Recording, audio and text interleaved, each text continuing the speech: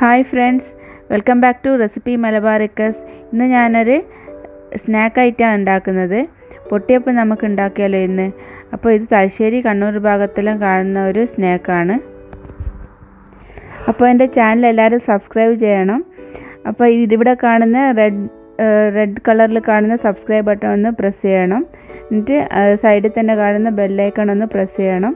എന്നാലേ ഞാൻ ഇടുന്ന വീഡിയോസ് കാണാൻ പറ്റുള്ളൂ, നോട്ടിഫിക്കേഷൻ ഓൺ ആകത്തുള്ളൂ. അപ്പോൾ ഇതിന് വേണ്ടിയിട്ട് ഞാൻ 1 കപ്പ് മൈദ എടുത്തിട്ടുണ്ട്. മൈദ ഈ കപ്പിലാണ് ഞാൻ എടുത്തിട്ടുള്ളത്, മെഷറിങ് കപ്പിലൊന്നുമല്ല. അപ്പോൾ ഇത് നമുക്ക് ഒരു പാത്രത്തിൽ ഇട്ട് കൊടുക്കാം. ഇനി ഇതിനകത്ത് ഇട്ട് കൊടുക്കുന്നത് നമുക്ക് എരിവിനനുസരിച്ചിട്ട് നമുക്ക് മുളക് പൊടി ഇട്ട് കൊടുക്കണം. നിങ്ങൾ എരിവിനനുസരിച്ചിട്ട് ഇത് കൂട്ടിയും കുറയ്ക്കുകയും ചെയ്യുക. അപ്പോൾ ഞാൻ ഒരു 2 ടേബിൾ സ്പൂണാണ് ഇട്ടത്. അപ്പോൾ ഇനി നമുക്ക് കുറച്ച് ഉപ്പ് ചേർത്ത് കൊടുക്കണം. അപ്പോൾ ഇനി ഇത് ആവശ്യത്തിന് ഉപ്പ് ചേർത്ത് കൊടുത്തിട്ടുണ്ട്. പിന്നെ ഇനി എന്താ വേണ്ടത്, ഇനി എള്ള് ഇട്ട് കൊടുക്കുന്നുണ്ട്. എള്ള് ഞാൻ 2 ടേബിൾ സ്പൂൺ കുറച്ച് ഇട്ട് കൊടുത്തിട്ടുണ്ട്. അപ്പോൾ ഇതൊന്ന് കുഴച്ചെടുക്കണം നമുക്ക്.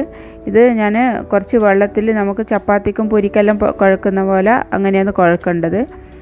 ഒരുപാട് വെള്ളം ഇതിനകത്ത് ഒഴിച്ചിട്ട് ഒരേ സമയത്ത് തന്നെ കുറേ വെള്ളം ഒഴിച്ചിട്ട് കുഴക്കാൻ പാടില്ല. ഇത് എണ്ണേനകത്ത് മുറുക്കി പൊരിക്കുന്നതുകൊണ്ട് അത് എണ്ണ കുടിക്കുകയും ചെയ്യും. അപ്പോൾ എണ്ണ കുടിക്കുക ഷുവറായിട്ടുള്ള കാര്യമാണ്. അപ്പോൾ ഇനി നമുക്കിത് ഞാനിവിടെ കുഴച്ചെടുത്തിട്ടുണ്ട്. ഇനി ഇത് നല്ല നേരിയതായിട്ട് പരത്തണം. അത് പരത്തുന്നതിലാണ് ഇതിൻ്റെ ആ ഒരു ഇത് മെയിനായിട്ടുള്ളൊരു കാര്യം. അപ്പോൾ ഇത് നമുക്ക് പരത്തിയെടുക്കാം. അപ്പോൾ ഇത് ഞാനിവിടെ കുറച്ച് മൈദപ്പൊടി ഇട്ട് കൊടുത്തിട്ടുണ്ട്. ഇനി ഇതൊന്ന് പരത്തിയെടുക്കണം. അപ്പോൾ ഇത് ഞാൻ പറഞ്ഞില്ലേ, കണ്ണൂർ തലശ്ശേരി ഭാഗത്തെല്ലാം ബേക്കറിയിൽ കിട്ടുന്ന ഒരു പലഹാരമാണ്. അപ്പോൾ ഇത് നല്ല സ്പൈസി ഇതായതുകൊണ്ട് തന്നെ 4 മണിക്കോ എല്ലാം നമുക്ക് ചായക്ക് ഇത് എടുക്കാൻ പറ്റും. ചായക്ക് നമുക്ക് കഴിക്കാൻ പറ്റുന്ന ഒരു പലഹാരമാണ്. അപ്പോൾ ഇത് ബേക്കറിയിൽ നിന്ന് തന്നെ വാങ്ങിക്കേണ്ട ആവശ്യമില്ല. നമുക്ക് വീട്ടിൽ തന്നെ ഇത് ഒരു 10 മിനിറ്റ് മതിയാവും ഇത് ഉണ്ടാക്കാൻ വേണ്ടിയിട്ട്. അപ്പോൾ ഇതൊന്ന് പരത്തിയെടുക്കാം. അപ്പോൾ ഞാനിവിടെ പരത്തിയിട്ടുണ്ട്, നേരിയതായിട്ട് പരത്തിയിട്ടുണ്ട്. ഇതൊന്ന് നമുക്ക് മുറിച്ചെടുക്കണം. മുറിച്ചെടുക്കാൻ വേണ്ടിയിട്ട് ഞാനൊരു കട്ടർ എടുത്തിട്ടുണ്ട്. എൻ്റെ അടുത്ത് ഇപ്പോൾ ഉള്ളത് കൊണ്ടാണ്. ഇത് കത്തി കൊണ്ട് മുറിച്ചാലും മതി. അപ്പോൾ ഇത് ഞാനിങ്ങനെ മുറിച്ചെടുക്കട്ടെ. ഇത് ശരിക്കും പറഞ്ഞാൽ ഇതിൻ്റെ ട്രഡീഷണലായിട്ട് എങ്ങനെ ചെയ്യണമെന്ന് വെച്ചാൽ ഇത് ഡയഗണൽ ഷേപ്പിലാണ് മുറിക്കുക. ചരിച്ചിട്ട് ആദ്യം ഇത് ഇപ്പോൾ മുറിക്കുന്ന കണ്ടോ, ആദ്യം ഇതുപോലെ മുറിക്കുക. എന്നിട്ട് ഡയമണ്ട് ഷേപ്പിലാക്കി എടുക്കണം നമുക്ക്. അപ്പോൾ ഇത് ഏത് ഷേപ്പിലും നമുക്ക് മുറിച്ചെടുക്കാം. പക്ഷേ ഇതിൻ്റെ ആ ഒരു ശരിയായ ഷേപ്പ് എന്ന് പറയുന്നത് ഡയമണ്ട് ഷേപ്പാണ്. ഇതുപോലെയാണ് വേണ്ടത്. അപ്പോൾ ഇതുപോലെ നമുക്ക് ഇത് മുറിച്ചെടുക്കാം.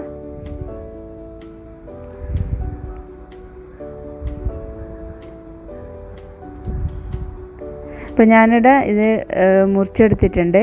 ഇനി നമുക്കിത് എണ്ണേൻ്റെ അകത്ത് വറുത്ത് കോരണം, ഫ്രൈ ചെയ്തെടുക്കണം.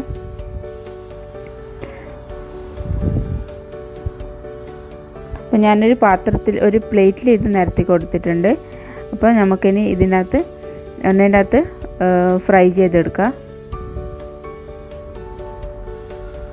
അപ്പോൾ അതിന് വേണ്ടിയിട്ട് ഞാൻ ഓയിൽ ഒഴിച്ച് കൊടുത്തിട്ടുണ്ട് ഒരു ചീനച്ചട്ടിയിൽ. അപ്പോൾ ഓരോന്നായി എണ്ണ ചൂടായിട്ടുണ്ട്. നമുക്ക് കുറച്ചായിട്ട് ഇത് ഫ്രൈ ചെയ്തെടുക്കാം.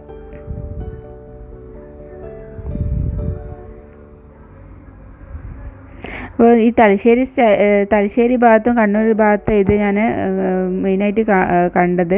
അപ്പം തെക്കോട്ടെല്ലാം പോകുമ്പോൾ വട്ടയപ്പം അങ്ങനെയൊക്കെ പറഞ്ഞിട്ടാണ് അധികം ഇത് കാണാറുള്ളത്. അപ്പോൾ നമ്മൾ ആ ഒരു ഭാഗത്തുള്ള ഒരു സ്പെഷ്യൽ ഐറ്റമാണ് ഇത്, സ്നാക്ക് ഐറ്റമാണിത്.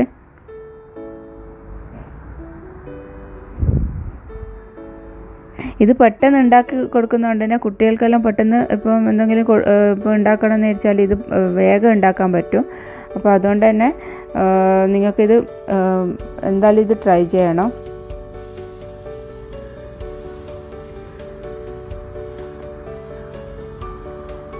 ഇതൊന്ന് മറിച്ചിട്ട് കൊടുക്കാം നമുക്ക്. ഇത് ഒരു ഭാഗം നന്നായിട്ട് ഫ്രൈ ചെയ്ത് തിരിച്ച് ഒന്ന് നന്നായിട്ടൊന്ന് ഫ്രൈ ചെയ്തെടുക്കാം.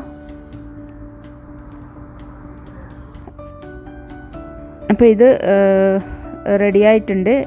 ഇത് എണ്ണേൻ്റെ അകത്തുനിന്ന് കോരി മാറ്റാം.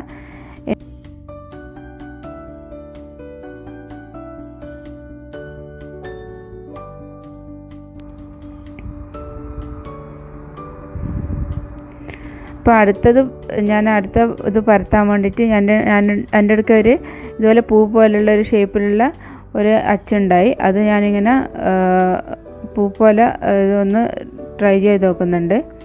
അപ്പോൾ നല്ല രസമല്ലേ കാണാൻ, പൂ പോലെ. അപ്പോൾ കുറച്ച് വിഷമമാണ് ഇത് ചെയ്യാൻ വേണ്ടിയിട്ട്. നേരത്തെ വേഗം ഇതുപോലെ പൊട്ടിയപ്പത്തിൻ്റെ ആ ഷേപ്പിൽ തേക്കാട്ടും കുറച്ച് ബുദ്ധിമുട്ടുണ്ട്.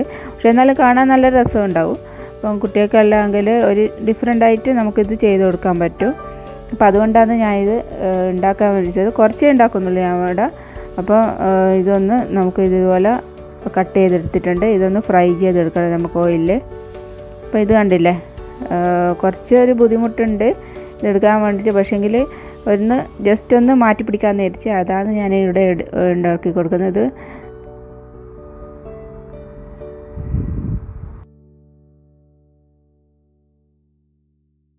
അപ്പോൾ നമ്മൾ ഈ പൂക്കളുടെ ഷേപ്പുള്ള ഈ പൊട്ടിയപ്പട റെഡി ആയിട്ടുണ്ട്.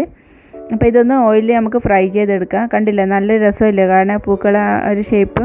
അപ്പോൾ ഇത് ഓയിലിൻ്റെ അകത്ത് ഫ്രൈ ചെയ്തെടുക്കുമ്പോൾ നല്ല ആ ഒരു പൊങ്ങി വരുമ്പോൾ നല്ല രസമില്ലേ കാണാൻ വേണ്ടിയിട്ട്. ഇങ്ങനെ ഇത് പൂ വിരിയുന്ന പോലെയല്ലേ ഇത്. അപ്പോൾ സൂപ്പർ ടേസ്റ്റിയായ പൊട്ടിയപ്പട റെഡി ആയിട്ടുണ്ട്. അപ്പോൾ ഇതെല്ലാവരും ഒന്ന് ട്രൈ ചെയ്ത് നോക്കണം. കൂടാതെ എൻ്റെ ചാനൽ സബ്സ്ക്രൈബും കൂടെ ചെയ്യണം. നിങ്ങളെ അഭിപ്രായം അറിയിക്കുകയും ചെയ്യാം. അപ്പോൾ അടുത്ത വീഡിയോയിൽ കാണുന്നവരെ താങ്ക്സ് ഫോർ വാച്ചിങ്. ബൈ.